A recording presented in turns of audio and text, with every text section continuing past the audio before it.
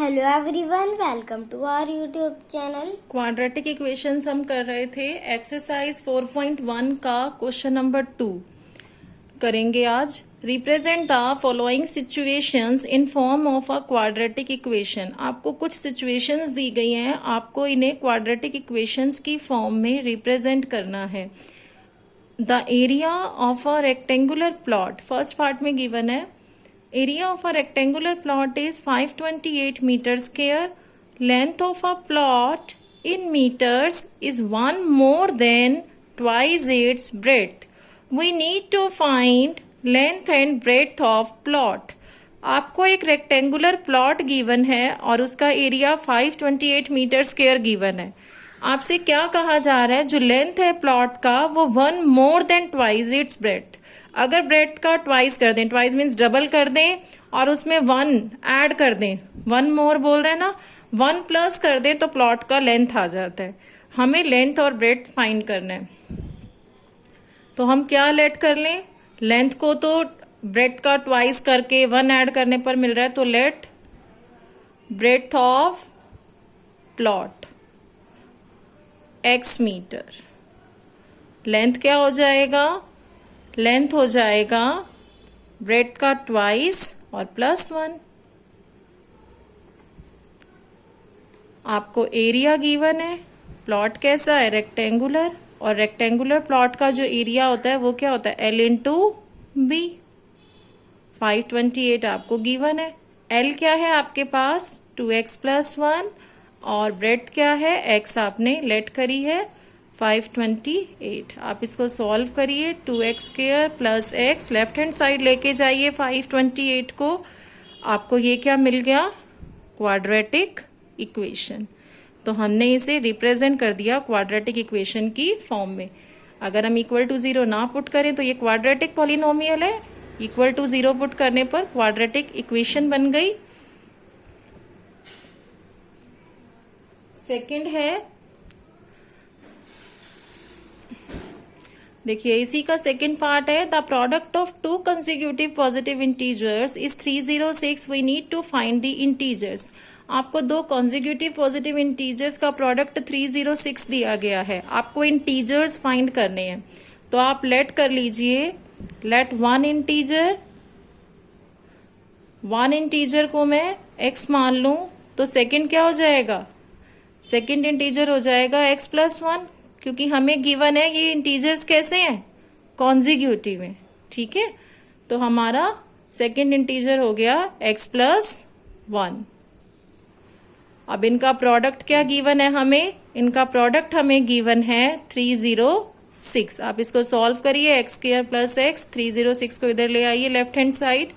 ये भी क्या मिल गया आपको, क्वाड्रेटिक इक्वेशन। हमने इसे भी रिप्रेजेंट कर दिया क्वाड्रेटिक इक्वेशन की फॉर्म में। हमारा थर्ड पार्ट है, Rohan's mother is 26 older than him. The product of their age is in years 3 years from now will be 360। We would like to find Rohan's present as.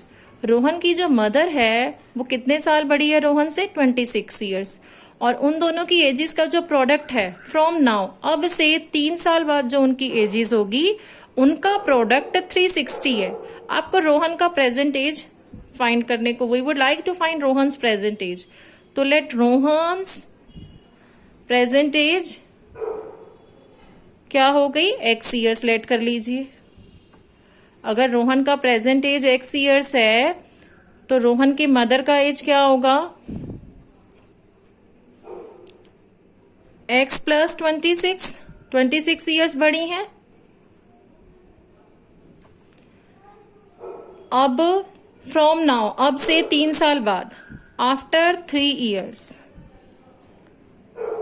3 साल बाद जो है रोहन का एज क्या होगा, x + 3, और मदर का एज क्या होगा, x + 26 + 3। क्या आ गया मदर का एज, x + 29 years। ठीक है, आफ्टर 3 years x + 29 आ गया। अब जो 3 साल बाद इनकी एजेस थी, रोहन की x + 3 और मदर की है x + 20 9। इनका जो प्रोडक्ट है वो क्या गिवन है आपको 360।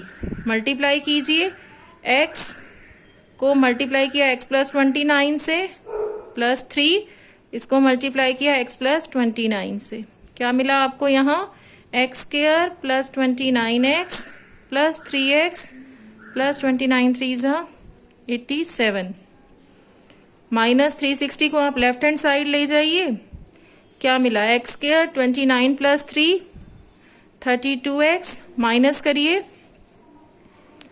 3 15 में से 8 7 आया यहाँ 273।